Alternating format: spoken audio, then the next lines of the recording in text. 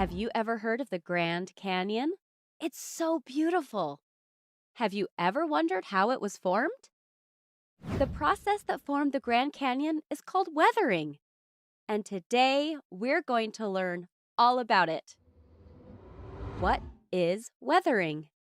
Weathering is the process of breaking down or dissolving rocks and minerals. Water, ice, acids, salts, plants, animals, and even changes in temperature can cause weathering to take place. Weathering happens all the time, all around the world. Every time it rains in a valley or a wave crashes on the coastline, weathering takes place.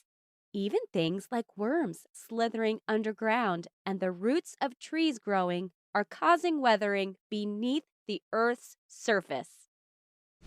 There are 3 different types of weathering: chemical, mechanical. Let's start with chemical weathering.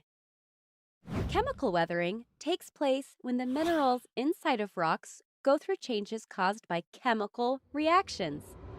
These changes can be caused by water, oxygen, carbon dioxide, or various acids. For example, a rock may be filled with iron. When the iron is exposed to oxygen, the rock will soften, making it easier for it to crumble into smaller pieces. An example of chemical weathering is the Carlsbad Caverns National Park in New Mexico. It hails a cave called the Big Room, with an area about the same size as 6 football fields. Up next, we have mechanical weathering. Mechanical weathering is also known as physical weathering. It's caused by frost, ice, moving water, or even heat from the sun. Mechanical weathering breaks larger rocks into smaller pieces. The difference between this process and chemical weathering is that during mechanical weathering, the minerals inside the rocks don't go through any chemical changes. They stay the exact same as they were before.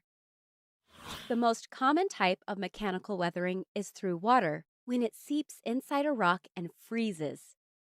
The frozen water expands, causing cracks in the rock, which eventually breaks the rock into smaller pieces. Mechanical weathering can also occur through heating and cooling cycles. As rocks become hot and cold, they expand and contract. Different components of the rock expand and contract at different levels, which can cause the rock to crack and break apart. The Grand Canyon is a great example of mechanical weathering. Scientists believe it was formed over millions of years as the water from the Colorado River flowed over the Earth's surface. Little by little, the water from the river wore down the rocks until it eventually created the biggest canyon in the world, stretching as far as 277 miles long. That's amazing! Weathering of rocks is a physical or chemical change that changes the characteristics of the rocks on Earth. There are 2 major types: physical weathering, which involves breaking rocks into smaller fragments caused by environmental factors, and chemical weathering, which are changes that involve rocks being changed into new substances or minerals chemically. Let's look at 3 major types of physical weathering: abrasion, frost wedging, and thermal stress.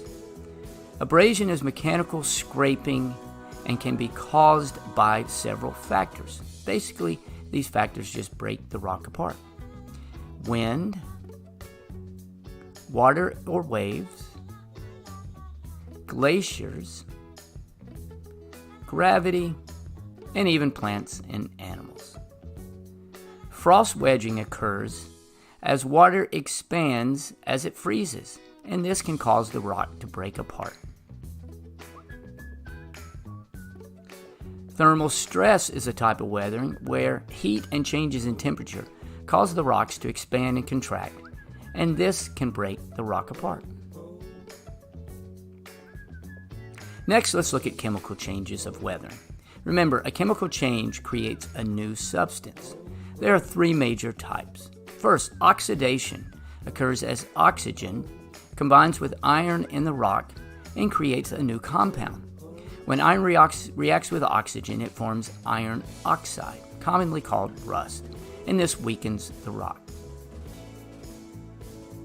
Hydrolysis occurs when hydrogen or hydrate replaces the ion and creates a new substance. For example, hydrolysis causes feldspar to turn into clay. And finally, carbonation is the process of mixing water with carbon dioxide to make carbonic acid. This acid then breaks down and weakens rocks. Caves may be formed by carbonation dissolving limestone.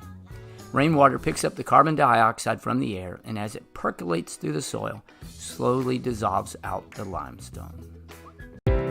Now, let's move on to the importance of weathering. So weathering is the first step as it gives materials to be eroded by agents of erosion transported from one place to another and deposited to form landforms such as deltas, beaches, plains, and many more. And second, weathering helps in the enrichment and concentration of ores in regions of high rainfall. The leaching process removes bases from parent.